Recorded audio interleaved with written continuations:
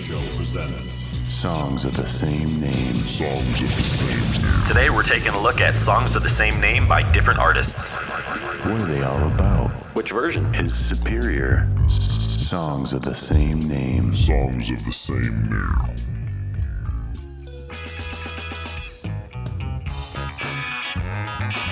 Hey everyone, welcome to another exciting episode of Songs of the Same Name, presented by the Dude and Grim Show on the Scratch Track Podcast. Produced by the Dude and Grim Show. Copyright Produced by the 2020, the Dude and Grim Show.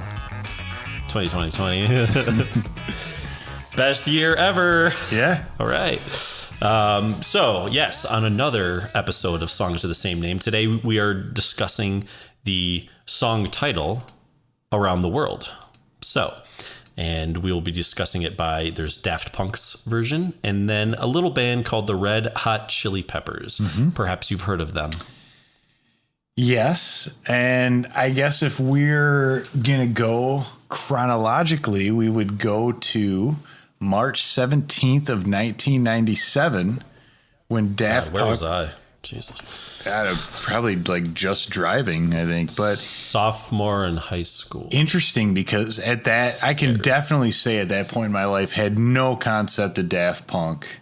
Now, granted, we probably weren't hip to all the cool things happening in New York or the big cities just stuck in Western Michigan. Our world was pretty small at that point. Yeah, it was, and in a way, our music taste too. So, I guess anyway, didn't know about the Daft Punk version, but how can you not know about it now? I mean, it's been a hugely popular track. I don't know how the hell they got 7 minutes and 9 seconds out of the album version, because it really is the same thing over and over and over with the single lyric of Around the World, spoken at a slightly different cadence. The song really needs a hook. Yeah. Yeah. Wouldn't you say? Yeah. These guys here, you got to give them credit though. They found one phrase and they stuck with it. Yeah. I mean, and consistency is key. Yeah. And honestly, for what they're doing, which is basically house music, I mean, it works because it's a big club track, and I mean, I don't get the sense that songwriting is a real big staple of that genre of music. Yeah, definitely not. You have the numbers, right? Maybe you said that already, of how many times they actually say it in the song. So the radio edit, which is 4 minutes and 1 second, they say it 80 times. But on the album version, if you really want to get into it and you really want to explore what can be done with the phrase Around the World, deep. Listen to the 7 minute and 9 second album version so that you can hear it 144 consecutive times. Damn. I kind of just want to listen to it and count. Just to make sure that number's right. Fuck, I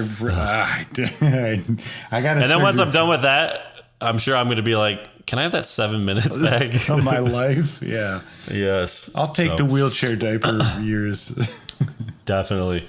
Well, I didn't really become aware of this song. I mean, I'm sure I heard it on the radio. I'm sure 104.5 or 94.5 oh, yeah. played it. Maybe 97.9 might have played it, but 104.5 definitely Not played it. Back in those days. They were still playing grunge, dude. Okay, 97. That's fair. All right, 104.5 Sunny FM. Hey. But I didn't really become aware of this song until I got this DVD, the Michel Gondry DVD. Yep.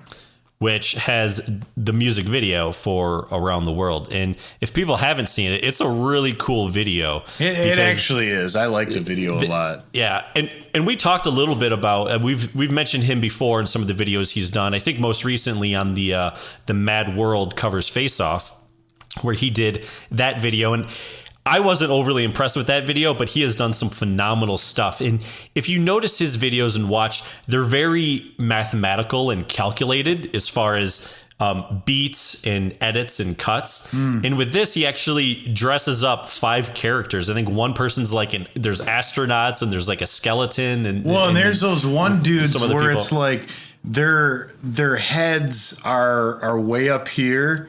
You know what I mean? Yeah. And they have like these awkwardly tall torsos and like little Beetlejuice heads, you know? Yeah.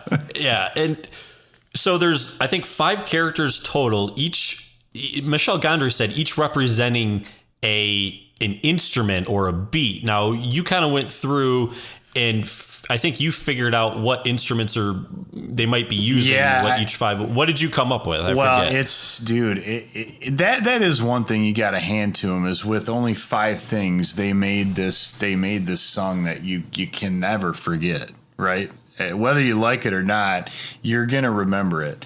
And so, as I could tell, you got a drum machine pounding out the rhythm, right?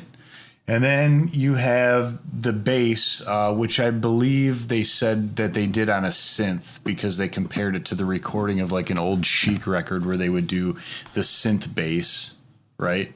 To get it just so. And then you have that lead synth doing the kind of main melody with the little delay. Right? Yep. And then, of course, you have the robot voice. And then there is another synth that comes in later and kind of does like a counter melody. And there's a couple times it comes in and it's real short and choppy and it almost sounds like a clavinet. But I do believe it's just a synth. And that same one comes in to do that counter melody later. And that's basically your 5 instruments. And that's all she wrote. That's it. Yeah. Well, so in the video, he paired like each character with an instrument, and their movements, and their steps and things that they do basically go in sync and in tune like with each instrument's beat. And so it's amazingly choreographed. It's really cool to watch. And it's just basically all these people on a stage with steps and stairs, and they're just all doing different things. So I highly recommend looking up the video. It's very impressive. I mean, it's impressive as hell. That I wonder how many takes it took to get that and get it right, because it's just pretty cool. But it's just funny too. You know, it's just kind of funny and goofy. And some of the guys, like I said, like those big tour, they look goofy, and it kind of makes you, I guess for me, it kind of like makes me appreciate the song more because I like the video so much. Yeah, definitely. It is really cool. There are certain songs we've talked about with this, like with Hurt and in other videos where, the song is cool, but then especially back in the 90s when music videos were really prevalent, sometimes a video could take a song to the next level. And I feel like, a song like this, it certainly did that. So fast forward 2 years, to September 14th of 99, and the Red Hot Chili Peppers coming back. Now, this was not their first song their first single, rather, off the album Californication. I think the second single. I think Scar Tissue was first, right? Pretty sure it was. It was. I would not have made that choice, but but I'm not in a hugely successful band and have made a career out of music, so I don't think that opinion's really worth shit. But anyways, that's why you're sitting in the basement doing a podcast with me, surrounded by instruments that are not on a major recording. But with that said, it was their second single, and Scar Tissue was quite successful in its own right, so you can't really knock that. Right. Nope. But I think this single and this album represent a big thing for them, because prior to that, they, John Frusciante, the guitarist, had left when they were on tour for Blood Sugar Sex Magic, which may or may not be being discussed in the near future. And that album was noted for its funk. I mean, it was just, it didn't sound like anything else at the time. It was really funky. It was really hot. But then he left, and the next thing they did was an album in 95 where Dave Navarro from Jane's Addiction played guitar with them, and that was One Hot Minute. And although there were some singles from that, most notably, I would say Aeroplane and My Friends. Aeroplane. Oh, My Friends. And good. Warped. I always liked Warped. But what about P? Remember P? Dude, P's amazing. I'm a teeny tiny. I don't know why that P. wouldn't have been the main single off it. But it should have been. It was only 1 minute and 47 seconds. It needed to be, I think, a little bit longer. But it is. Some things, dude. Now, this doesn't hold true to everything in life, but some good things do come in small packages. Yeah. So. So anyways, that album was just a notable departure. It was kind of more depressing in a way. Yeah. Because Anthony very Kiedis depressing. had a relapse into heroin, which is actually what the did he? song Okay. Warped is about. I mean, the first words in the song are, "My tendency for dependency is affecting me." So... And so, you know, and at this Take that time, for what it's worth. yeah, and at this time, Frusciante had quit the band, and he's also in the midst of like heavy drug use and kind of not a good place in life. So I guess the story, the way I heard it, was that I believe it was Flea visited Frusciante in rehab and talked about him rejoining the band, and he was like overwhelmed and they wanted to do it. And so as soon as he got out, they kind of started going to work on this album. And so although it wasn't the first single off it, it was the first song. And for those people who didn't know what to expect by the Red Hot Chili Peppers but wanted that funk, the funk came back with it, and it was hot. It was hot. I remember this is one of the first albums. I remember Scar Tissue came out, and I liked it when it came out. And I remember going out and being like, I need to get this album. And I'm excited. You know, I think we'll probably end up doing Blood, Sugar, Sex, Magic before we do this album. But this album should be maybe this album will be done in 2021 because Californication, Dude, I mean, man, excellent record. there's so many good songs on it. Like, it's crazy, dude. It is just looking at the track list. It's unbelievable. But like you said, It starts with this song, and they do definitely get back, I guess you could say, to their funk roots. And I think that's just kind of where they're best. I mean, Blood, Sugar, Sex, Magic, and then Californication are my two favorite records of theirs. There are songs that I really do like on One Hot Minute, but it's not. I haven't put that album on in years, man. Yeah, and honestly, years. I haven't either. And I hate to say it, I did listen to it the other week when I was outside. I listened to it through, and then the other songs, other than the ones that I really like, they just don't stand up to me as much. I mean, obviously, you could put P on repeat for a good couple hours, but Yep, that's for sure. I really like My Friends. I've always really liked that song. But I love that song. Yeah, you're right. Other than that, it just it doesn't have it. But Californication, I mean, we had some friends over not too long ago, and it was funny. We were talking about Red Hot Chili Peppers because we happened to have Blood, Sugar, Sex, Magic on. And of course, a lot of people our age, you hear that album and they're like, "Oh man, I haven't listened to this, and it's awesome." Yeah. And why didn't their other music sound like this? And I'm like, "Well, dude, they came back to it in Californication, and we started going through the tracks, and he was like, "Oh shit, yeah, I forgot about this stuff," you know." Yep. Damn, I think I'm going for a drive a little bit later today. I think I'm gonna put that on. It's good. I just remember driving around to that album, or at least, you know, that's Dude, me and you driving back from out east. Yeah. Oh man, did we ever? Well, I think, and for me, it's also really cool because it came at such a cool time. It came out at such a cool time in life. I remember the album came out, so June 8th, 1999. That was the summer between my junior and senior year of high school where, you know, I was really coming of age, coming into my own, you know, figuring out who I was going to be, which at 38, I'm still trying to do that. But this album really came out at the right time. Just hit that spot. Yes. Well, and it's funny because it did come out then, but for some reason for me, I equated a lot more with freshman year of college. I don't know why, but I really do. I feel like that's when I was listening to it more, even heavier. But yeah, I like the whole deal of the song Around the World. I feel that this is much more lyrically developed than Daft Punk's. They did expand on more than the main phrase. I mean, how could you not? Yeah. And so it's just kind of all, they reference all these places throughout the world, and he takes a stab at speaking, I believe, Mandarin Chinese in it. In the third verse. When he goes, And the thing with that, bing, bang. Yeah, it is kind of funny, but so kind of the story behind that is, I really actually, up until that point, I mean, I like that part of the song too. But the words and lyrics are really good. And Kiedis basically said, the lyrics really reference, his journeys and experiences about being a member of the Chili Peppers and just kind of living this extreme life as a musician. And, they had been at this point in their career, although they had some struggles, I mean, an insanely popular band touring all over the world multiple times. So they had been and seen a lot of stuff.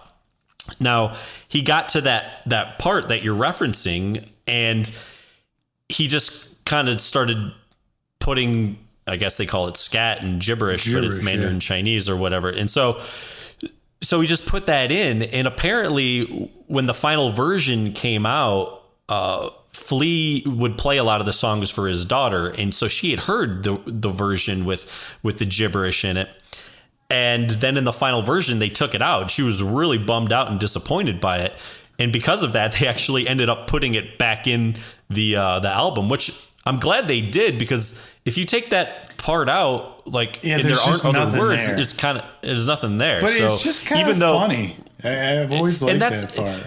And that's what's great, is because that's how I kind of think of the Red Hot Chili Peppers is, and I believe, Mark Harmonic has done a couple of their music videos, and the way he sort of describes them in a very flattering way. This is not meant to be offensive, but he kind of describes them as being these knuckleheads in the most sophisticated way. Yeah. And they kind of are. They're kind of this, I mean, you think about Flea and he's just like this weird kind of goofy dude, but they all have unique, eccentric personalities. But dude, they've also done intense shit. They've all been through a lot of stuff.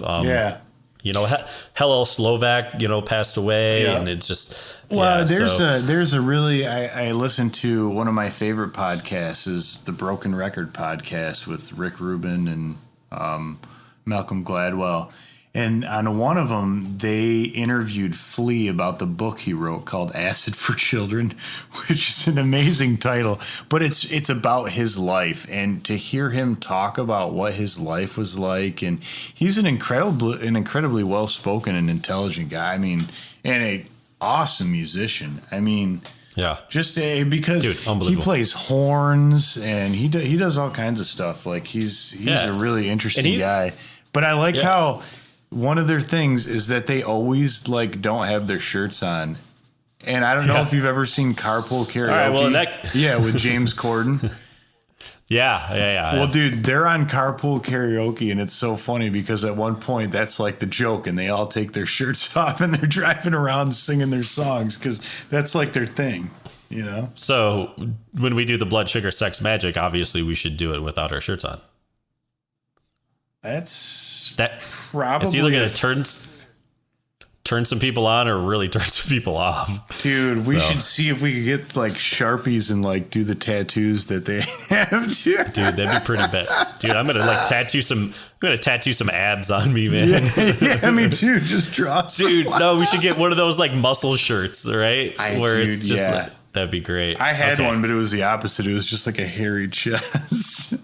But I got rid of it. Whatever works. Whatever works. So, So anyways, this song actually does have a video as well, and I know you've seen it. I think it's cool. I'm not overly impressed by it, but Stefan Sednui also have his little DVD.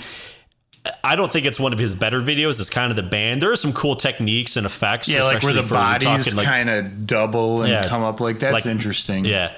For 1999, I think it's pretty well done, but he's done some really, really good videos. He's previously he did Breaking the Girl, Scar Tissue, and Give It Away for the Chili Peppers, but he's also done videos Give It for Away. Bjork. Wow. Okay, I didn't know that. Yeah. That's cool. He's done stuff for Bjork, Garbage is Queer, Alanis Morissette's Ironic, which is cool, and U2's Mysterious Ways. So a very prevalent music video director. Check it out. I mean, it's cool, but I don't put it on par with some of those other videos that he's done. Yeah, okay, that's fair. Because I kind of watched it and I was like, I'd be happy just looking across the street and listening to the song. But you could do that too. So, Graham, yeah. You're on the tee today. You're on the tee, man. I just did it last time. I did it last time. We're hidden from the blues today. He's all right. Fucking fine. He's wrong. But anyways, I'm gonna make it easy for me. Red Hot Chili Peppers, this version, just because when it came out, the song. I love this album. It's the first song off the album, and I think it really. I don't know. I don't know if I'd say. No, I will say. I think this album really revitalized their career. Oh yeah, and made them very, very relevant again. Where maybe some people had kind of forgotten about them because it had been 4 or 5 years since I think they'd put something out. So and what they did put out wasn't, it wasn't Blood Sugar Sex Magic 2 or something. It just kind of It's very, very different, but dude, you could say that every song in this album is a hit. I mean, and in a weird way, there is like 5 or 6 singles that they released off this album. Yeah. I mean, it's pretty sweet. And some hits are more well known than others. I mean, not everyone is as well versed with, say, Right on Time as you or me might be, but so good. Porcelain. Yeah. Emit Remus. Yeah. Summertime Backwards. Oof. I know. So I have a feeling you are going to follow in my footsteps, without my friend. question. No? I mean, all right.